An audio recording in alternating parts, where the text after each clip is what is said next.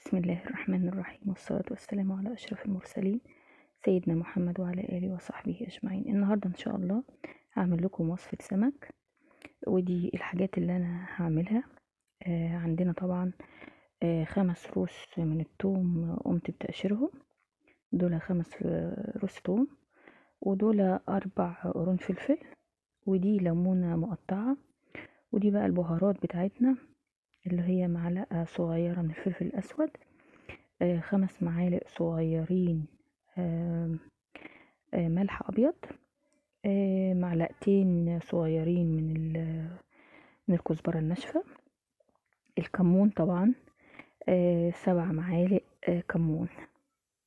اهو طبعا اهو احنا هنفرمهم في الكبة وهنوريكم مع بعض بيتفرموا ازاي. اهو يا جماعة احنا فرمنا كل التوابل مع الثوم للسمك، فرمناهم وخلصناهم، وان شاء الله هنجهزهم دلوقتي ونتبل بيهم السمك بقى.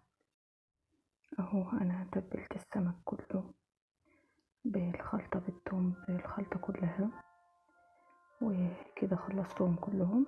دول 3 كيلو من السمك، وهبتدي بقى اعملهم في الدقيق قبل ما احمرهم. اهو احنا تبلناهم كلهم بالدقيق، وهنتبل طبعا الباقي، بس احنا حبينا نوريكم ايه حاجة صغيرة من اللي احنا عملناها.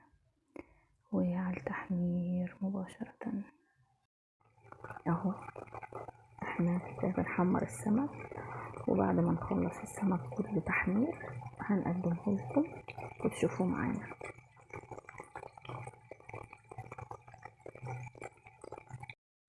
انا كده خلصت السمك وقليته وعملت سلطة، وكده بخلصنا الفيديو، واشوفكم في فيديو جديد ان شاء الله على خير، وبالهنا والشفا، ومع السلامة.